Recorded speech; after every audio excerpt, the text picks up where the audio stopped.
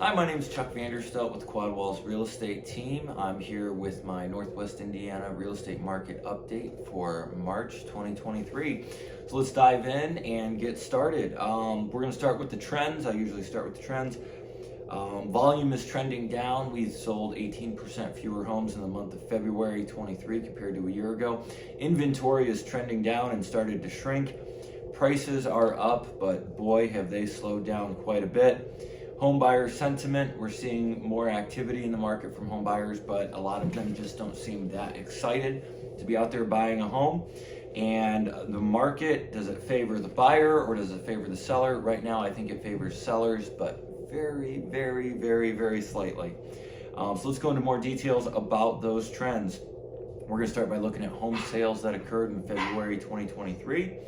Those home sales were down 18%. Only 605 units were reported to the NIRA, Northwest Indiana MLS. Yes, we did change our name this month from GNIR to NIRA, N-I-R-A. Let's look at houses. 511 single-family homes were sold. That's down 19% from a year ago. Average sale price on those was $262,837, which is down 2% from a year ago. Median sale price was $231,500, which is up 1%. Average price per square foot, $137.58, which was up 2%. So kind of a mixed bag at single family homes. I would say probably most of those went up in value. It's probably the higher end ones that went down in value some to produce the overall average that was down 2%. But a very different picture than what we saw 1 and 2 years ago. Condos, only 23 condo sales occurred during the course of the month.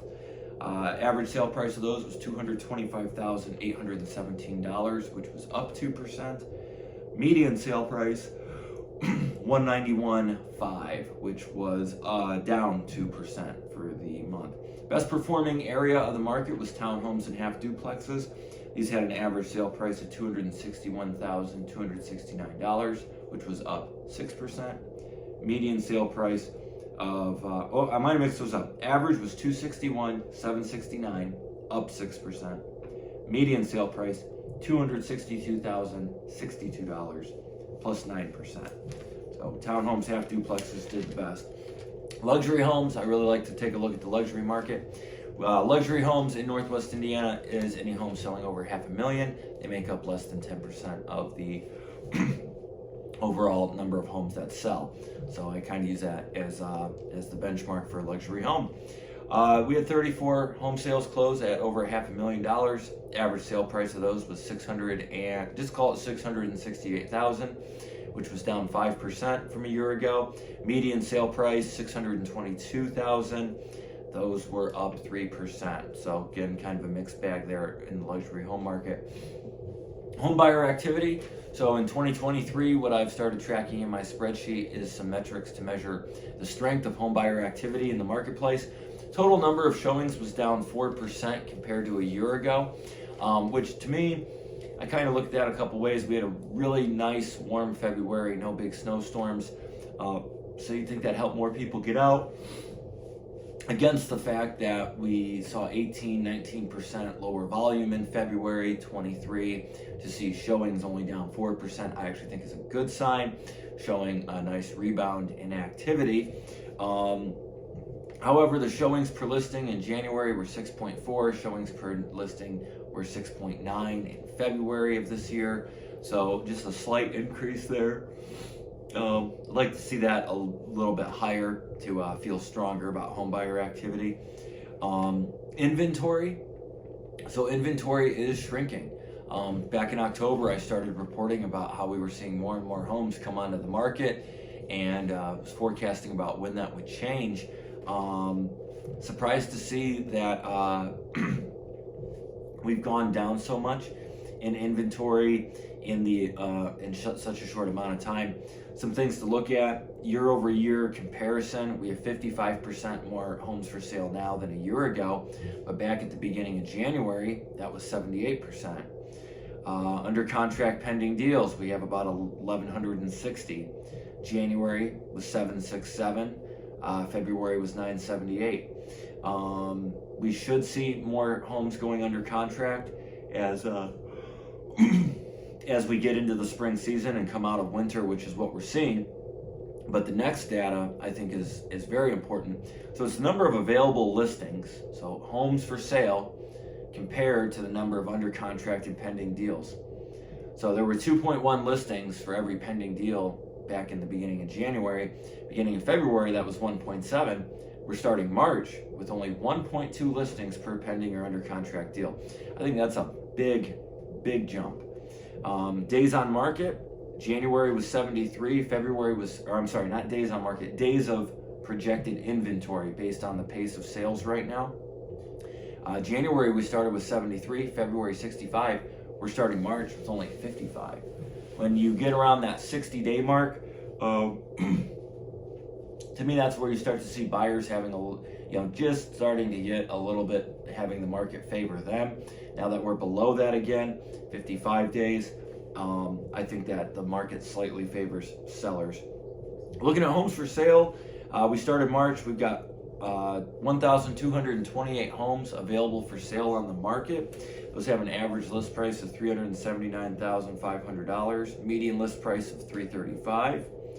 If you pull out new construction houses and you look at all the existing homes, you've got 905 existing single-family homes for sale. Average list price of those is $341,425. Median list price is $249,000. Looking at the luxury market, homes for sale now over $500,000. There's 214 of those, accounting for 16% of the market, which to me seems a little high, but that's actually what we've been trending at for a while. Those homes have an average list price of $883,000, median list price of $692,000. I'm gonna take a drink of this coffee. I think it will help me stop from yawning a little bit. Okay, just two more sections and we'll have this video all wrapped up. Forecast and advice. Let's get into the forecast. Here's my forecast of what I think is going to happen in the market over the next 90 days. I think you're going to see competition really heat up for you home buyers out there. It's going to be especially true on quality homes priced at reasonable, justifiable prices. I've already seen this starting in the marketplace. Home comes on the market with a really agreeable, justifiable, reasonable price. They're selling very quickly, 1, 2, 3 days, 4 days, gone. And some of those, we are starting to see multiple offer notifications on those. Buyers are going to remain really price conscious. Homes are expensive. We see home prices really normalizing on an appreciation rate, and maybe even seeing some pressure where they even might fall slightly. But those home buyers are still paying much more than they were a couple years ago. The interest rate's a lot higher, and outside of buying a home, all the costs of daily living are a lot higher. So I think you're really going to see buyers remain really price conscious. And that leads to the next part of the forecast. I think we still see a lot of price reductions. I think there's a lot of overzealous sellers out there in the marketplace still, or people planning to list their home that are going to be a little bit too overly optimistic. And then that kind of takes me into my advice. If you're a home buyer right now, get out there and get after it, because I really think the competition is going to be pretty fierce as we get probably into like April, May, and June. March might still be a pretty quiet month, still kind of cold, still not a lot to look at. Some people might still be paying off high holiday bills, or however the year ended for them. So if you can get out there and get after it, go for it. If you're watching this on YouTube, you're watching this on Facebook, click the link or navigate over to my website. We've got a home buyer rebate program where you can receive a 20% home purchase commission rebate from us. So basically what all those words mean is we refund back to you 20% of whatever we make, me and my team members. So, if a house pays a commission of $5,000, 20% of that's $1,000. We give it back to you as a thank you, as a home purchase commission rebate. Terms and conditions, all about it, are on my website. But yeah, home buyers should really get out there and get after it. Because I just do. There's a lot of demand still on the sidelines from home buyers, and we're already just seeing those really quality homes at an agreeable price sell very, very rapidly. Home sellers, I have two pieces of advice for you. One, price your home correctly. Home buyers are getting so savvy, and between the home buyers and the real estate agents, the research and the data that we can get our hands on so quickly, we know when a home is overpriced. I mean, it's pretty clear. You as a home seller should know it pretty quickly too. It doesn't mean all homes should sell in a day or two, but just kind of seeing the patterns and as technology evolves and how just everything evolves and kind of what goes on in the marketplace. It's like if you price your home right, you end up doing better. It's a much shorter road. That takes the kind of the risk off of you as the homeowner. Any day something could break and now you need to fix that thing. So why not just move along and get the process done a little bit more quickly? Also, we see a lot of, you put an agreeable price on a home. If it's too agreeable, you're going to get the response from the market of lots of home buyers, probably several offers. Then you can use those several offers and negotiate with each of them individually until one is accepted, to continue pulling out better and better terms for you and probably a higher price. So putting an agreeable price on your home is a really, really effective strategy right now. And it's really a lot of notices go into it. Second, home sellers, if you're thinking about waiting to sell because you think your home's going to go up in value a lot more, I wouldn't really agree with that. There just aren't really any catalysts right now to push up home prices. The interest rates are just too high, and they seem to really be holding there. I just really don't see. If anything, there's more pressure that home prices will fall, because you already have so much pressure. It's like we put a lid on home prices with these interest rates. Okay, now if something else happens, to like the macroeconomic situation, like higher unemployment rates or geopolitical issues or something like that, you could really start to see home prices start to fall. And, I think that's what would happen, because I don't think the Fed would just immediately reverse on their higher interest rate policy. They've got inflation all throughout the economy.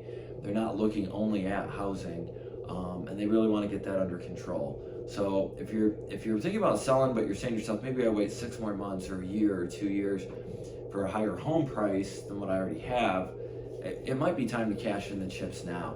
I really think that, because the probability just doesn't favor the outcome of a significantly higher home value later. We've seen these appreciation rates. Single family homes all across Northwest Indiana actually fell 2%. Median price went up 1%. This isn't the 10 and 12 and 14 and 16% we were seeing in 21 and in early 22 and in the back half of 2020. So keep that in mind. Okay, that's enough rambling. Thanks for watching the video. If you like this content, subscribe to the YouTube channel, like the page on Facebook. If you're a home buyer, get on my website, quadwalls.com, join the Quadwalls Rewards program, get signed up to get your 20% home purchase commission rebate. And if you are a home seller, visit my sell page, my listing services page at quadwalls.com/sell. There you can learn about everything I offer, including my low real estate commission fees in Northwest Indiana. Feel free to contact me. There's contact forms all over the website. My phone number and email are all over the website.